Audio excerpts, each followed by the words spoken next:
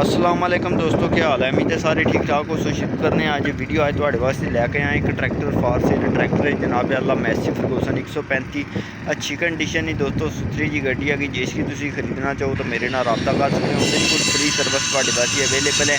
1 रुपया आराम है मेरे वास्ते जो कोई दलाली शलाली या दूआ त्रिया खाता मैं करना हुआ, ठीक है। बिल्कुल फ्री सर्विस थोड़े वास्ते अवेलेबल है जी, ठीक है। आज चलने करने गड्डी ना रिव्यू तो बाकी गलबात थोड़े नाल अगे चल गया वीडियो शेयर करने अजे थोड़ी नहीं पता तो वीडियो को लाइक हो नहीं किया वीडियो करो लाइक, चैनल की सबसक्राइब करके शेयर जरूर करना, ठीक है। आज चलिए गड्डी ना रिव्यू कर लेंगे।